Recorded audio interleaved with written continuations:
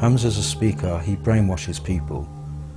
He gets funding, he sends them to commit murder abroad. Al-Mujahirun is a UK-based Islamic pressure group with offices in Pakistan. 25-year-old Abdul Salam grew up in London's Brick Lane. Now he's a recruiter for the Taliban. What's your involvement in recruiting and training young British Muslims? Well, the Muslims from Britain, there's hundreds of them that come over from Britain to Pakistan or Afghanistan. And what we do is we supply them with weapons, clothing, we feed them, we shelter them. Yeah, I'm British born, British bred. Are you willing to kill British soldiers? I'm willing to kill British soldiers simply because of the fact that they're engaging in a war that is against my brethren. The links from the UK go abroad and back. This is what makes it a global problem. If you take the London bombings, the bombers were from Britain. They were from the city of Leeds, a 2-hour drive north of London. British Muslims, but British. I and thousands like me have forsaken everything for what we believe. We are at war and I'm a soldier. Now you too will taste the reality of this situation. We are living with them. They are here. They're not outside our borders, they are here.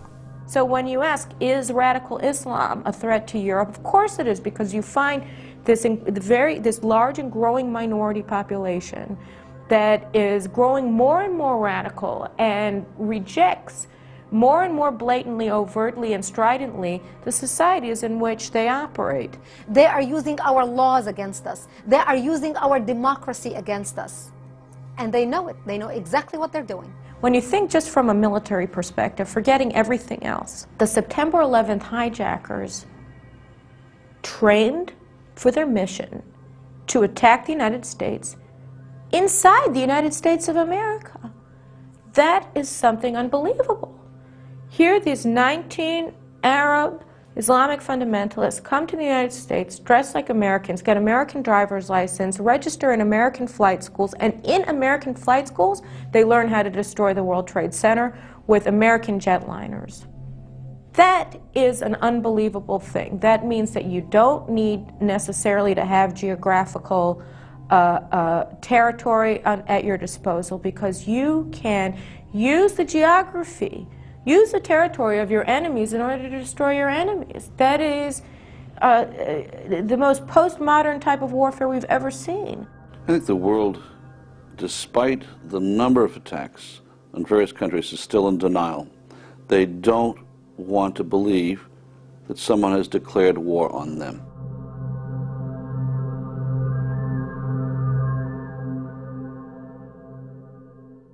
In the 1930s, the danger of Nazism was there. It was in everything Hitler wrote and said, in everything the Nazi authorities did. Dann wird das Ergebnis nicht die Bolschewisierung der Erde und damit der Sieg des Judentums sein, sondern die Vernichtung der jüdischen Rasse in Europa. In the corruption of a whole generation of German youth through the propaganda of Nazism in schools. But people thought, well, this is a German problem, it's a limited problem. We have our own problems, we have our unemployment. And I think the same is true today. They don't connect the dots. They don't connect the acts together. They don't see that Islamic fundamentalism is a global network and a global problem. There is no terrorist threat. There is no terrorist threat. Yes, there have been horrific acts of terrorism, and yes, there will be acts of terrorism again. But that does not mean that there's some massive terrorist threat. We have to worry about terrorism. If terrorism had struck on the West Coast rather than the East Coast, some of the folks in Hollywood might have a somewhat different view. People don't want to feel that this is part of a single threat, because if you come to that conclusion, and I'm sure it's the true conclusion, then you have to do something about it. If you ignore a real threat, like has happened in the past before World War II, then the world will pay with many, many millions of dead. In Second World War, the West was sleeping. the Munich Accords came regarding what should we do about this Adolf Hitler who wants to take over Czechoslovakia. So what did the parliament do in Great Britain? They got together and they said, well, we need to give Hitler land for peace. In return for Hitler's guarantee of world peace, Chamberlain and Daladier prevailed upon Czechoslovakia to give up the Sudetenland without a fight. In Britain, a happy Chamberlain came back declaring he had achieved peace, peace in our time. One of the most tragic and ironic scenes in all history. This morning, I had another talk with the German Chancellor, Herr Hitler. And here is the paper which bears his name upon it as well as mine. Chamberlain believed that they could do a deal with Hitler, that Britain and Germany had a special affinity. We regard the agreement signed last night and the Anglo-German naval agreement as symbolic of the desire of our two peoples never to go to war with one another again.